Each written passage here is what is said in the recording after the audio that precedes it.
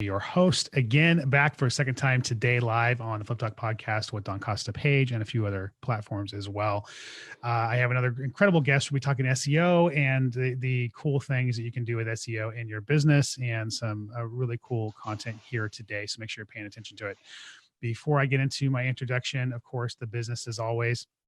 The one thing that I think is really, really cool is we have gotten to release the Rookie Playbook, which is a course for somebody that is looking to get going in real estate investing, to become a wholesaler, or to get a few more deals under their belt, a little more momentum. It is going to launch weekly live Zoom calls next Wednesday for 12 weeks. We're going to run these Zoom calls for this series, and you'll have access to a membership area with documents and tools and other videos. We drop in videos on a regular basis, and you'll have lifetime access to this material along with any future material we do, and for the Rookie Playbook, and of course, free access to the Facebook group. This is the first and only time we're going to add the Facebook group to this for free.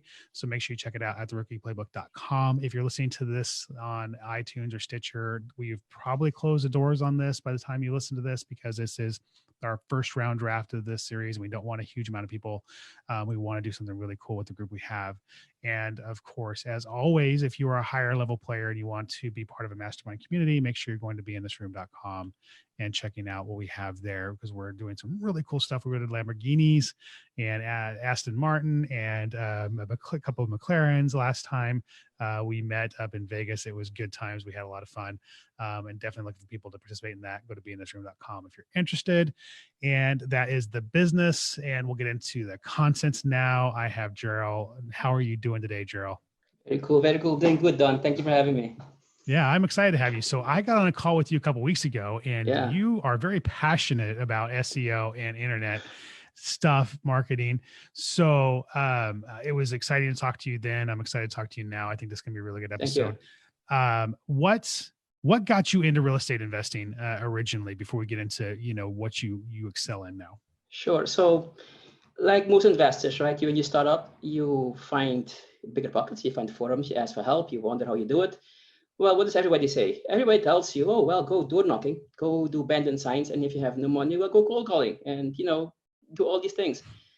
Well, there is no way here in Connecticut, I would go knock on some door and ask people to sell their house, right? So that for me, that's an option. There's no way I'll get shot.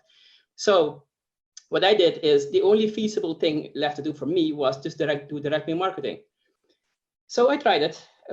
Against my better judgment, to be very honest. I mean, to me, it made no sense, right? You sent a yellow letter with red ink, almost like written in goat's blood, asking them to sell their house. And you expect people to believe that you have the cash to go buy a house, and you can't even afford the printer. It makes no sense, right? So, but you know what? I'm not going to be stubborn. I did it. Well, I was yelled at, I was screamed at. People told me to go back to my country of origin. Obviously, I think I have an accent or something. I think so. It's not obvious though. So yeah, sure. But yeah, so I was met with resistance, with skepticism. It was just not normal. It was just no way. If that was the way to become successful, there was no way. So I did some research and I figured out there must be a better way. So I then asked myself a question, actually 2 questions. What do successful people have that make it? And why do so many people that don't make it, what are they missing? So the answer is one and the same, it's leads. If you have the leads, and not just leads, if you have a sustainable, reliable, predictable way to get leads, you make it. Everybody that is struggling is always one thing in common. They don't have a system that reliably gets them leads. And I'm talking about like any leads, talking about like very motivated seller leads. So what is the only way, and I am not joking, what is the only way that provides people with leads that are not just motivated, but they are free? And the only way to get free leads is on people looking for you.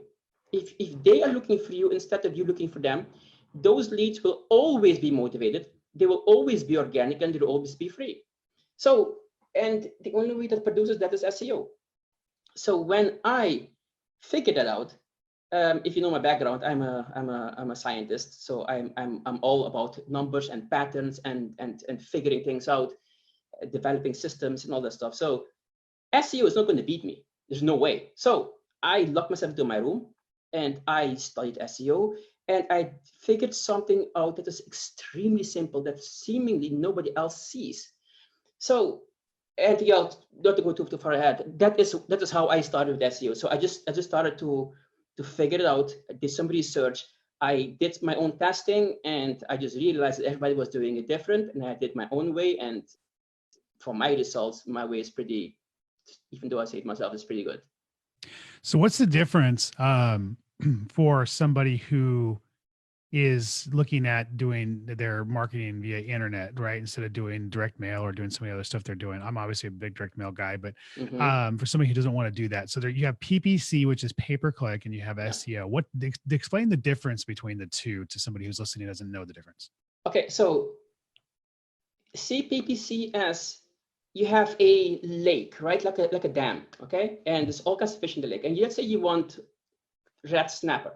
Okay, that's not in the lake, but bass, okay? And you have all kinds of fish in the lake. So what PPC does is, imagine you just open the floodgates and the water just goes through, everything goes through, the snappers, the bass, all kinds of fish goes through. But you're only looking for bass, right? So that is exactly how PPC works. On the internet, you have everybody, the motivated sellers, the non-sellers, the people that just want to find out how much you would offer them in cash, all kinds of time wasters. And when you do PPC, it just opens the gates, and everybody that sees your ads, that even is remotely interested in seeing who you are, and what you do. Oh, it's free, then I have nothing to lose, right? Okay, how much you offer me a house? And everybody goes through. So that is what PPC is. So that's why it's so expensive. You will pay for every click, whether it's a motivated click, a non-motivated click, somebody that is just interested in who you are, what you do, if they want to see how much they want to offer for your house, they will click on it, and you have all these leads that you pay for. And out of all these leads that you get, some of them are motivated, sure. Most of them are not. That is just part of the PPC pay-per-click game. Now, SEO is very different. So if you look at internet, you can see, just type in like how many people click on ads. You will see the first results, I'm willing to bet, is about, they will say like only 10% of people click on ads. And out of these 10%, about 6% of those 10% think that they clicked on an organic result. People are very educated right now. So people know that when you go online and you see an ad, these people are not there because they're good. They're there because they paid money to be there. So it could be a scammer, it could be anybody, it just could be anything. So in our space, when people talk about buying houses for cash and huge lumps of money are involved, people always are scared of scammers. So that is why people will always go for the credibility option. If you are credible, you're more than likely to get that lead when you're competing with somebody that's not credible or don't have the space. So that is the difference between pay-per-click and SEO, right? So SEO is organic. So by default, inherently, people will always pick the organic lead because more than likely, whether it's true or not, if you're ranking number 1 on Google, you will have the image that you are legit, you're credible, and you're good. Otherwise, you wouldn't rank number 1 on Google. Obviously, in the eyes of an SEO, somebody that is well-versed in SEO, that may not be the truth. You can rank organically number 1 on Google without being good, without you having be credible. But to the normal public, that's not the case. If you rank number 1 organically, it means you must be legit. So people will always prefer SEO leads, organic leads, compared to pay-per-click leads. And obviously, the biggest thing with SEO is it's free. So SEO is the filter when you open the floodgates between people that just want to find out how much you want to offer the house and people that actually have a pain. So when somebody clicks on my website, on my number 1 ranking website, keep in mind, before they filled in the form, they woke up, they walked to the computer, they opened up the laptop, they turned it on, they did an internet search, they looked at 5 other websites, they went through all these websites, they read through it, they picked one. Then they'll see a form and they filled in the form. Then after they click submit, there's another form. It's a lengthier form. They even filled that out. So how much initiative, how much effort was there put in on their expense to fill that form out? a lot. So that means they really have a pain. They have a good reason to do that. That's the motivation. So let's talk about direct mail marketing right now. So what's the difference between SEO and direct mail marketing? Okay, so you are very good at direct marketing. So you can correct me if I'm wrong. You are already an expert, so you don't go through all the pains that the other people will go through. But somebody that's just beginning, right? Or they're not really well versed in direct mail marketing. They will consider between postcard or a written letter. Should the postcard be blue? Should it be yellow? Should you have a picture on the postcard? Which content should be on the postcard? You have all these things that matter in your conversion, right? All these key KPIs that you need to track and you need to keep an eye on. Then when you send these letters out, you'll get a bunch of calls that tell you to stop bothering them, get me off the list. So how did you find me? Why would you think I'm selling my house? All these things you have to deal with, right? And you will also get a whole bunch of mailers sent back. So now you have to skip trace them, find the address, and resend them again, right? So you have so much to do for a very small open rate. I am not sure what your open rate is, but standard terms, I would say like 3 to 5%. I'm being very generous here, I think. 0.5%. That my response rate's about 0.5%. I didn't want to offend you. That's why I said 3%. No. It's not. The response rate's not good. That's not why we do direct mail. But anyway, exactly. Yeah, go ahead. Yeah. So I know I'm kind of very against direct mail, so don't get offended. So no, I'm not. I put a lot of money in direct mail. I'm very good at it, but I'm not easily offended. But go ahead, tell your story. Yeah. So the way I see direct mail is you having a shotgun, and somebody gives you some indication where the target is. So you just aim in that direction and you shoot, hoping something will hit the target. That is how I consider direct mail. So when you do SEO, people are actually looking for you. So it is a lot of work, yes. It takes time, yes. But once you have invested that time and work into SEO, everything is an automatic. As long as your website remains, quote unquote, the best website to Google in Google's eyes, you will always rank number one, no matter what anybody else does. So do you have a lot of maintenance? Yeah, it depends. As long as your website remains the best website, there's no maintenance. And we can talk about it later if you want to know exactly what it means to be the best website. But yes, so that's the difference between pay-per-click, direct mail marketing, and SEO. Well, okay, you hit on that. So let's ask that question. What does it mean to be the best website? Okay, so that is the secret to SEO. When I'm telling you this, you're going to laugh, right? So everybody does SEO wrong. Oh my God, I'm going to get so many hate mail. But yes, everybody does SEO wrong. You know why? Because everybody is trying to please Google. If I'm going to ask anybody, how are you going to try to get leads online? What are they going to tell you? Oh, I rank number one. You need to try rank number one. When you rank number one, you get leads, right? No. When you rank number one, you do not get leads. When you rank number one, you get traffic. There's a very big difference between getting traffic and getting leads. Ranking number one gets you traffic, but you still need to have a system in place that takes that traffic and converts it into leads. That's what I personally call credibility. So your website needs to be credible. Okay, so now, what does it mean to have Google says you have the best website, right? So back in the day, let's say in the early days of internet, what did people do? They would stuff their keywords on the bottom of the page, right? Weeba houses, Weeba houses, Weeba houses, Weeba houses, over and over and over and over again. Google was not very smart back in the day. That used to work. If you have your Weeba houses keywords 3,000 times and somebody else has it 6,000 times, well, the other guy will probably rank for Weeba houses. But obviously, there is a very big difference between Google and a human being. Okay, so that's how I separate things. You need to have both. So anything Google related is ranking. Okay, and everything human related is conversion. You need to rank in order for you to get the free traffic, and you need to convert the traffic into the leads. So you need to have both. Usually, both the ranking side of it and the conversion side of it are opposing forces. A good example is back in the day in the early internet, where I just told you, if you have Weeba houses 3,000 times on your website, to Google, it is amazing, great, I'll rank you. But for a human being, it's horrible. Nobody's going to read through Weeba houses 15 times trying to find relevant content, right? So again, these are opposing forces, and that kind of has always remained. So it's a big challenge to find SEO strategies that do both, that help in the rankings and that help you convert. So usually it's opposing forces. So let's take a look at what Google defines as the best website, right? So Google gives guidelines. If you want to rank number one, and Google is the one to rank number one, everybody's going to turn to Google to figure out how to rank number one, right? Well, obviously, you'll see in a little bit that's a very big mistake. Do not go to Google. Do not care about Google. So Google tells you, well, in order for you to rank number one, you need to have a bunch of backlinks. And you need to have a bunch of citations.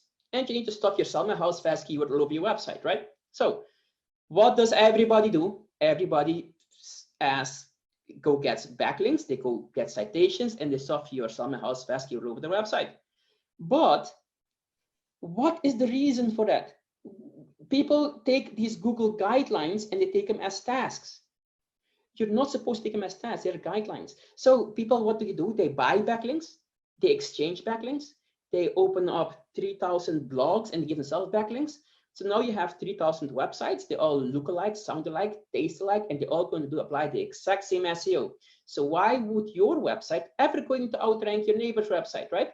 So the reason how the way Google works and the way Google determines which website is actually the best website is by measuring these metrics. So recently it was backlinks. Personally, it's still backlinks, what everybody else says. I personally think it's not backlinks. So just like the Weber house's keywords all of your website can be faked, backlinks right now can also be faked. The reason why Google says backlinks is because according to Google's eyes, a backlink is a vote. If you have 3,000 backlinks, Google will think, oh, if 3,000 people think that your website is so good that you get 3,000 backlinks, that means your website is really amazing. So Google ranks number one, right? But now it's obviously clear that backlinks can be faked. You can buy them, you can exchange them, whatnot. So the number one metric that cannot be faked to determine if a website is really good is user interaction. Time on page.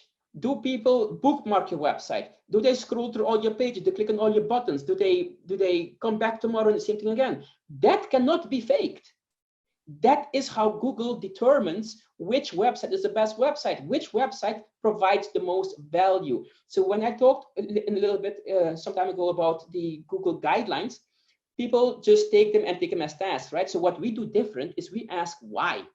Why does Google want me to do backlinks? Why citations? And why do I need to stuff my keyword all over the place? The answer to that why is user satisfaction. Google wants you to get yourself a website that provides legitimate value to the traffic. That is why Google wants you to do these things, but nobody even bothers to ask that question. They just go do it. So what we do is we develop strategies that legitimately have people love the website. We provide value. So the website that has the most user intention, people spend 9 minutes on our website, and the competitor's website, they spend like 30 seconds. That is how Google determines which website is the best website. So if I have a website 30 years old, but my content is still hands down the most amazing content in this space, it doesn't matter if my website is 30 years old. Why is Google going to rank number one a website that gives worse user satisfaction when my website, even though it's 30 years old, is way better? So that is how you become number one, and you may not even have any maintenance as long as your content provides the most value. So that is how the whole thing about internet works. That's the whole one and only secret about internet that nobody applies. Nobody uses that. Everybody just blindly goes to Google and asks what is they need to do. And that is why we are immune to Google updates.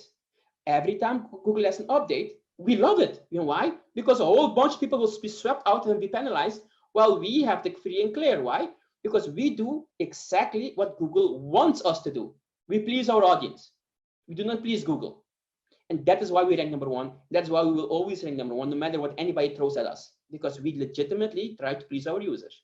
And what is the direct effect?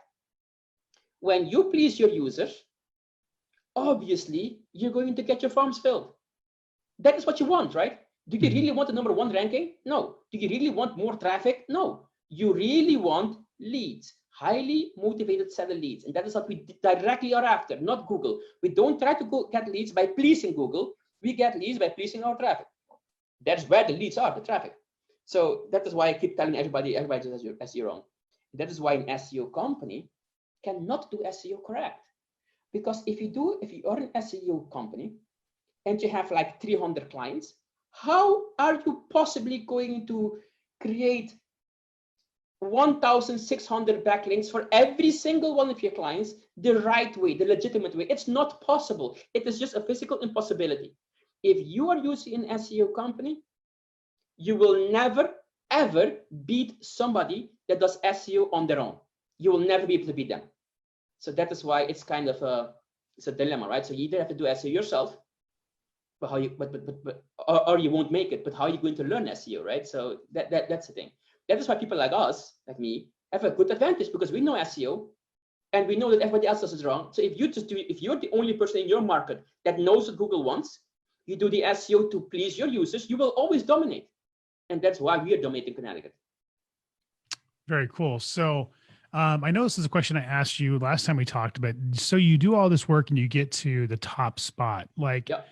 Everybody is kind of jockeying for that top spot. They're all working for that top spot, trying to knock the top guy off. How do you stay there? I mean, like, what are some advantages or secrets or tricks that you can use to stay in that top position?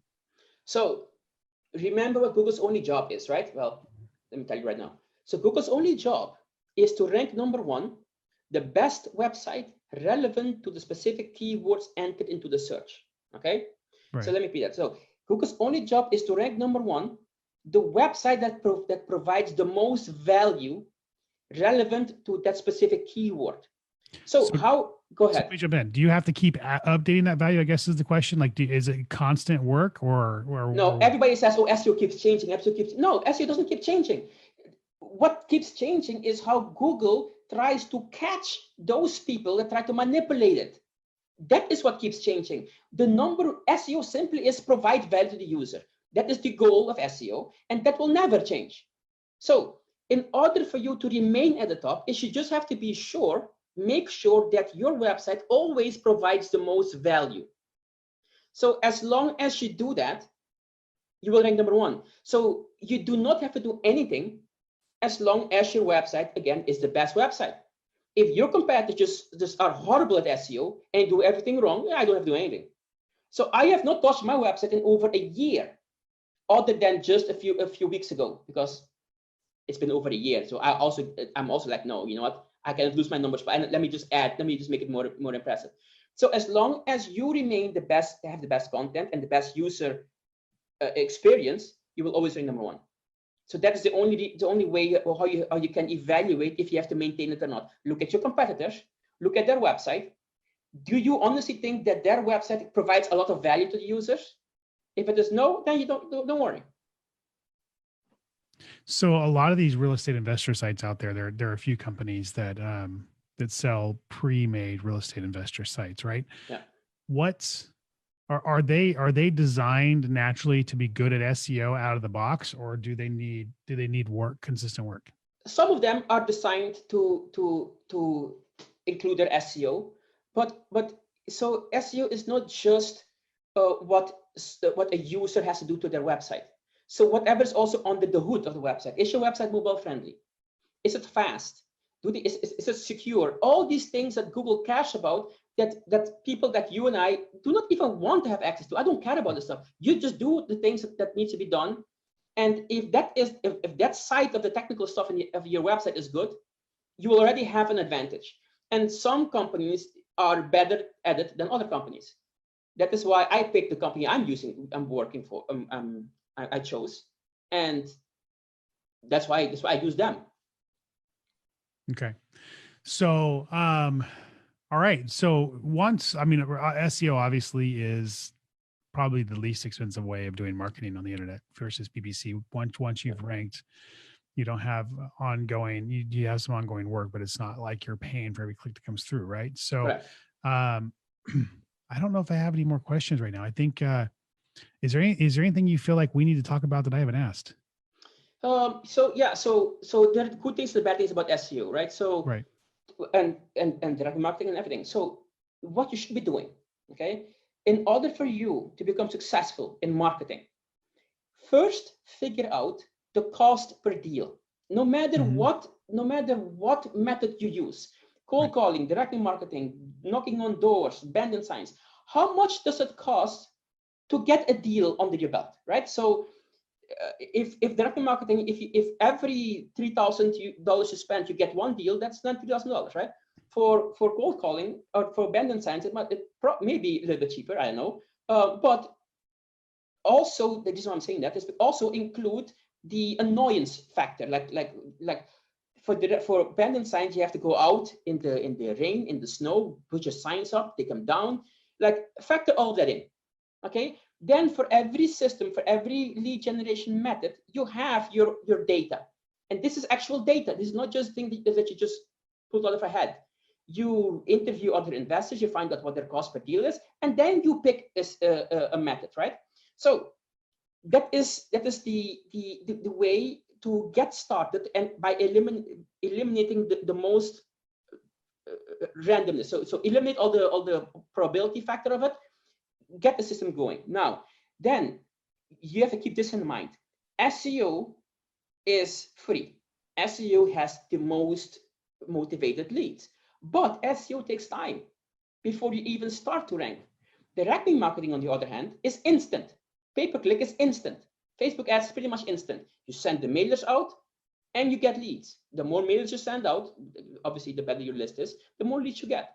So what you should be doing is first check out your cost per deal, find out the annoyance factor, what I call, and then while you do that, do SEO, because SEO really is free. You have nothing to lose by doing SEO. It takes you 4 or 5 months, with my system at least, for you to rank number 1. So within these 4 or 5 months, you at least have some income from other leads. And that is how you have pretty much a sure way of getting money while you're working your company. And that is what I would recommend for everybody. Okay, very cool. Well, I mean, like I said, I think that it's pretty clear SEO is definitely the choice to go with if you're going to be choosing internet marketing in some capacity. How much knowledge does someone need to have to do it themselves? Like, I mean, like where can you get information? If somebody wanted to bootstrap it, they didn't have a whole lot of money to spend and they want to do SEO themselves, like what's a good resource for them to get a little information on it? So obviously you can go to my website, themightyinvestor.com. I have a blog there that explains the whole thing. What was that again? Sorry. Themightyinvestor.com. Mightyinvestor.com? Yeah, the mighty. The mighty. THE. Okay, perfect. Yeah, themightyinvestor.com. Right. Then you go to my blogs, and the way it's not why they're so popular, that blog, is because I didn't set out to be an SEO guy, right? I wanted to invest, I wanted to flip houses. So when I wrote that blog, it was pretty much a diary. I just started with, okay, I'm going to do this, and I write it down. I didn't write it for anybody. I wrote it for myself to see what I did, how it worked. And I wrote everything down. So if 3 months down the line, I wanted to see if I did that already, I could see it, right? So it turned out to be just a diary of every single step that I did. The good things, the bad things, the good ideas, the brilliant ideas, everything was written down. So you can clearly see, you can read my entire step until where I am right now. So somewhere in the middle, 3 months after I started, you can read how I jumped into SEO and how I did it. So when you ask me how much knowledge somebody needs, you'll be surprised at this. You only need to understand the logic behind Google ranking. That's all you need. As long as you understand that Google ranks the best website number 1, that is all the information you need. The biggest mistake people make trying to learn SEO is to start at Google. They start at Google. And that's obvious, right? If Google needs to rank number 1, where are you going to start? You're going to start with Google guidelines. Wrong, completely wrong. Because Google is not telling you why these guidelines are there. They don't tell you that. They just say, get a fast website, make it mobile friendly, do backlinks. You have no idea why. You're just going to blindly do things. But the idea behind it is, get a fast website. Because people hate to click on the website and they have to wait 2 seconds before anything to load. They'll bounce off. People hate it. Bad user experience. Google doesn't want that. Go get backlinks. So that's because if you have backlinks, Google will think that your website is really relevant and it's amazing to get value, but people don't see that. So they just go do the things blindly and do it all wrong. So as long as you understand the reasoning behind Google, you are set. And let me, if you don't mind, let me tell you the whole premises on Google being so paranoid about people manipulating the rankings. Do you know why that is? Why is that? So imagine this, right? So imagine I go to internet and I type in elephants, okay? And Google returns a website about airplanes. I type in Smurf, Google gives me protein. I type in cameras, Google gives me bicycles. Are you going to still use Google? No, you're going to go with Yahoo, you're going to use Bing. If you want to look for hard drives, you better get a website about hard drives in return, right? So when people do not get what they want, why would they use Google? If they stop using Google, Google makes no more money on ads, right? If there's no money, if nobody on Google, how would Google make any money on ads? So what happens when people try to manipulate the rankings? What happens when people buy backlinks instead of earning them? That means those websites will rank number one because they tricked Google into ranking them number one. But are they really good websites? No, they could be crappy websites. So now a crappy website ranks number one on Google. People that click on the website will have a bad user experience, and who are they going to blame? They blame Google because Google brought forth that crappy website number one. So people stop using Google, and that is not acceptable to Google. That is why Google is so vicious about penalizing people trying to manipulate the rankings. If bad websites rank number one, people will stop using Google. People will make no more money. So as long as you understand that simple theory, that the best website ranks number one on Google, that's the only thing Google cares about. You can develop your own strategies to rank number one. That's exactly what we did. So when people talk about, I'll rank number one by giving you a backlink strategy and a back profile, just run. They know nothing about SEO, and they're going to apply the bad SEO strategy to rank the rest number one. So you need to be very creative with SEO. And that is what we do really well. We develop our own SEO strategy that just does that. We provide value to the people. Very cool. Very cool. Okay. Well, fantastic knowledge here. So just in a recap, the way I understand it is to be the best website on Google is to get the best user experience. Yep. And to make sure people are finding the content that they want to see, the reason why they're there in the first place. And then they stay on that page for enough time for Google to feel like they have gotten the experience that they're looking for. So, and if you can create that on your web page, then you're going to get ranked on Google in ways that other people aren't going to be able to. So fantastic. Exactly. I appreciate that. So, well, tell everybody how to get a hold of you then. If they want to reach out to you with more questions or just kind of, get to know who you are, how do they find you? So on my website, themightyinvestor.com, I have a phone number, and I have a contact us form as well. So you can always just reach out to me there, or just call me. Okay, fantastic. Themightyinvestor.com. And so this is the Flip Talk podcast. Of course, as always, we're doing these live. We're going to be doing them more and more live, and they'll be on the Flip Talk podcast page with Don Costa eventually only. So make sure you are liking that. I'm going to give a few more episodes, a few more weeks probably, and then I'm going to move everything there. If you're listening to this on iTunes and Stitcher, make sure you're liking the Flip Talk podcast page with Don Costa or Google Play or any place else you listen. Spotify, man, we're everywhere now. iHeartRadio. Make sure you're liking that because these will record these live usually about a week or two before they air on the different platforms. So and then of course, for those of you, look, if you're looking for a mastermind community, if you're looking to be part of a group with some incredible people, join the Inner Circle Elite. Come check out beintheroom.com, go through the application process, talk to either myself or Mike. We're going to get you set up, and we're just going to build an incredible community where we're going to work our butts off as a community to make sure that everybody's climbing to where they want to be. So beintheroom.com for that. And if you are new or brand new or newer and you're looking for something really cool, I'm going to pour my heart and soul into the Rookie Playbook course here, and we are actually launching that next week. So make sure you go to rookieplaybook.com if you're brand new. It is priced like it never will be priced again. It will be at least double, if not triple, from this point on moving forward. So go to beintheroom.com. No sales copy, nothing. There's literally just a cart with a few things that telling you what we're going to be doing. I'm looking for only a small group of people that know what I'm about to join this, because you will be the first round draft of this community. So Jerryll, buddy, thank you for being with me today. I really appreciate it. Thanks, man. Thanks a lot, man. Have a wonderful day, my friend. You Thank too. Bye. Bye.